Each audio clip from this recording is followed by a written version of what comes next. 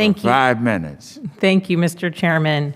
And thank you to our witnesses. I came to Congress with a background in national security, and I know that climate change presents a national security threat. It also presents a threat to our health, economy, and the future of our nation. But agriculture, the work and purview of this committee, can be and is part of the solution in addressing climate change. As you, sir, President Duvall, said in your testimony, U.S. farmers and ranchers have long been at the forefront of climate-smart farming, and America's farmers and ranchers play a leading role in promoting soil health, conserving water, enhancing wildlife, efficiently using nutrients, and caring for their animals. I am so glad to see our committee address climate change with the urgency that it requires, and I'm glad that we have brought farmers to the table, though virtually only today. I'm glad we've brought farmers to the table in discussing the role of agriculture in combating climate change. At times, farmers have been left out of the national conversation on climate change, when, as we have heard today, farmers, foresters, and ranchers can and in so many cases are part of the solution.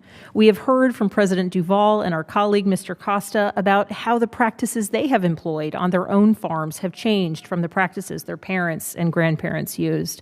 And Mr. Brown has spoken today and widely about his choice to employ new methods to make his farm profitable and increase his soil carbon more than sixfold.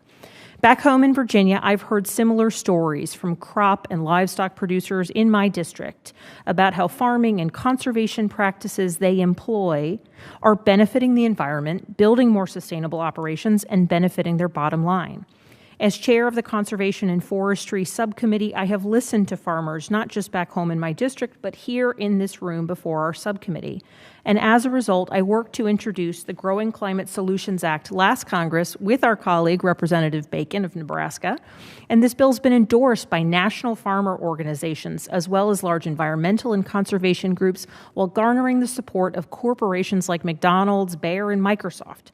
This legislation has built a broad coalition because it empowers farmers to voluntarily employ or continue employing climate-friendly conservation practices, and it would help farmers unlock new revenue streams.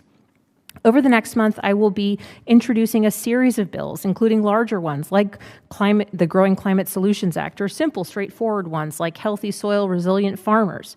And these bills would ensure that farmers are front and center in the conservation conversations that we are having, and that farmers have the tools to participate and benefit from voluntary programs as we all work together to tackle the climate crisis. Now, I'd like to direct my question to President Duvall with the time remaining. Just yesterday, Mr. Duvall, you published a column in which you stressed the need to give farmers a voice at the table, particularly when it comes to changes in conservation programs. If the other committee members haven't read it, I recommend it to everyone. So, Mr. Duvall, could you expand a bit more for committee members on how it is that we can make sure that the voices of farmers are heard when it comes to addressing climate change, and how we can prevent some of the mistakes we may have made in the past? Thank you. Well, I think, Congresswoman, you're making the first step today. Asked me to come here and sit on this panel, along with the other panelists that's done such a tremendous job and have my respect. We need to be at the table during the discussion so that we can tell you how those policies that you're considering, how it's going to affect us on our land. How is it going to affect small, medium, and large farms? And as we do that, we can tell you what will work and what will not work. You also can help us make sure that the research dollars are there to find the new technologies in the future. Let's make sure that we don't tie our hands with the current technologies we have, because those technologies have allowed us to make the progress that we've made. And just like you said, as long as they're voluntary, they're market-based, and they're incentive-based, our farmers will latch onto it and do a good job with it. So I think you're making the steps, right steps. Just please let us keep our seat at the table, and we'll make sure that you have all the information from the countryside, from our farmers, to make sure that you can make wise decisions that make not only farming successful, but also makes our rural communities resilient.